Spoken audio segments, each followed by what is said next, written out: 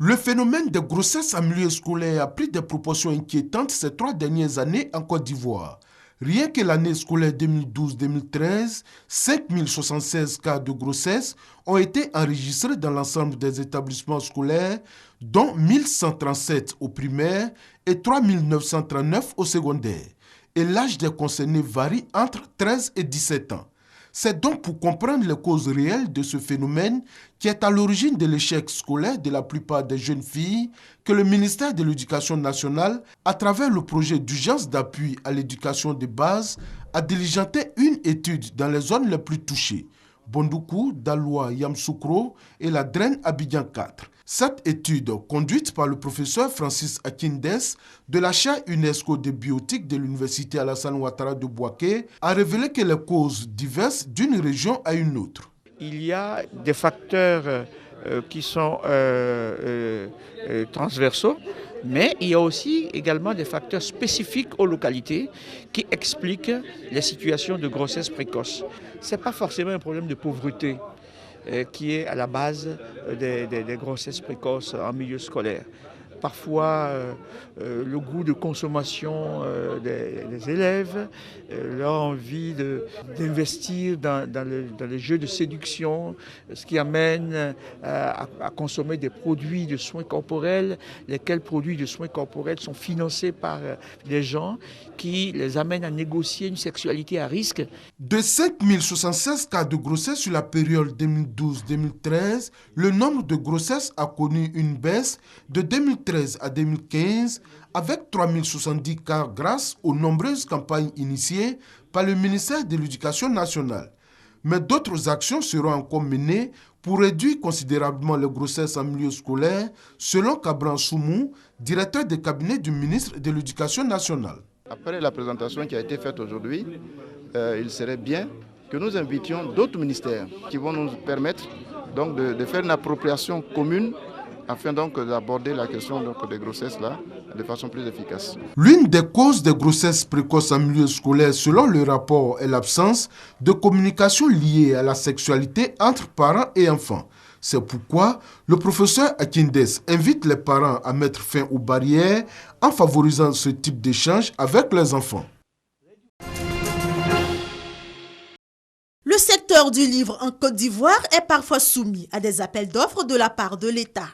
N'étant pas toujours compétitif ou apte à postuler à ces appels d'offres, l'Association des éditeurs de Côte d'Ivoire, ACEDI, a organisé un atelier de formation des éditeurs et au-delà de tous les professionnels du livre, avec pour thème « Éditeurs et professionnels du livre de Côte d'Ivoire face aux défis nouveaux des marchés publics ». Dans le secteur scolaire, il nous arrive d'être confrontés à des appels d'offres, aussi bien nationaux qu'internationaux. Nous avons constaté que au moment donc de la proclamation des résultats, généralement c'est toute une suspicion qui accompagne ce processus-là, de sorte à ce que cela crée d'énormes tensions.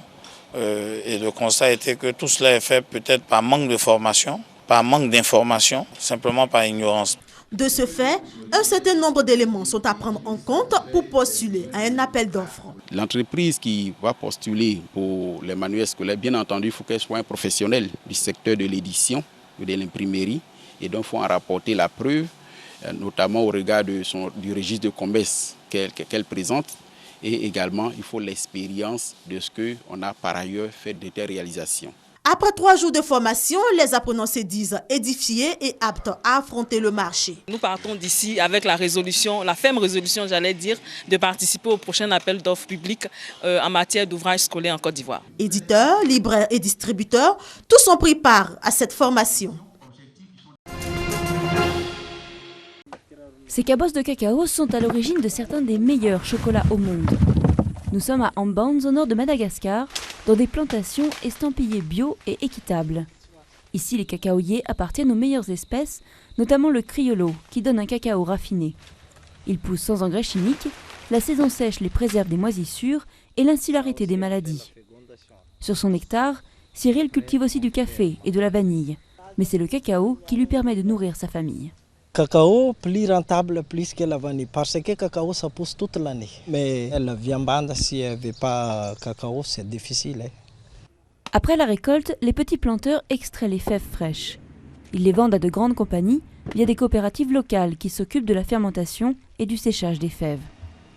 Cette semaine, Cyril a touché 70 centimes d'euros par kilo de fèves brutes, alors que le chocolat fin issu de ces fèves peut valoir jusqu'à 50 euros le kilo en Europe. Nous sommes toujours exploités par les Blancs. Oui.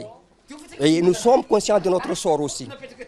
Et en plus, normalement, le prix que tous les collecteurs qui prennent maintenant, ce n'est pas la vérité de prix. Le prix doit être triplé. C'est ça le vrai prix. La majorité des habitants de la région travaillent pour les petits propriétaires comme Cyril ou dans les grandes plantations. Le cacao fin les fait vivre, mais pas s'enrichir. La valeur est ajoutée en Europe car les planteurs n'ont pas les moyens de se lancer dans la fabrication du chocolat.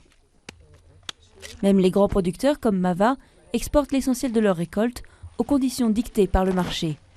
Le cacao fin n'échappe pas à la pression exercée par les grands groupes sur le marché global du cacao. La grande partie du chocolat, il est produit avec un cacao, pas des cacaos fins. Et les sociétés qui commercialisent la plus grande partie de ce cacao-là, c'est des grandes sociétés, hein, Lindt, Kraft, Suchard, Mars, pour faire de la barre chocolatée. Et ça, c'est des sociétés qui essayent souvent d'abaisser les prix du cacao, qui eux sont déterminés par la bourse. Hein. Une petite partie de la production de Mava est transformée dans le pays par la chocolaterie Robert, qui exporte des plaquettes et en vend aussi sur place. Mais avec 90% de la population sous le seuil de pauvreté, rares sont les Malgaches qui peuvent déguster le chocolat produit sur leur île.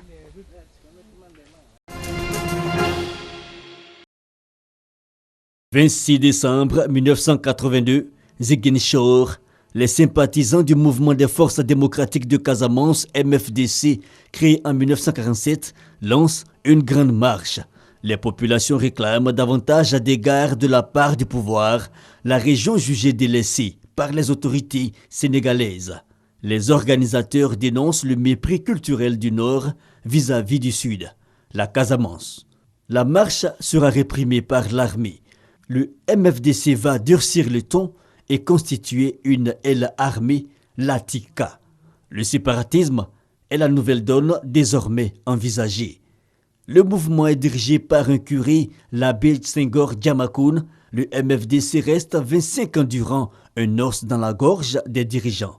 Mais à la mort de Djamakoun en janvier 2007, le mouvement est profondément divisé.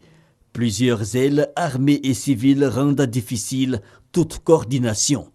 Mais depuis son accession au pouvoir, le président Macky Sall se montre ouvert au dialogue, surtout qu'entre 1982 et début 2012, aucune issue n'a été trouvée. L'aile la plus radicale du MFDC est aujourd'hui dirigée par Sadio Diallo.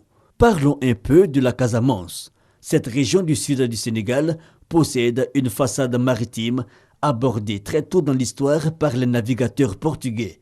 Autrefois riche de leur tourisme, les populations de la Casamance, enclavées entre la Gambie et la Guinée-Bissau, se sentiront de moins en moins impliqués dans la politique de développement.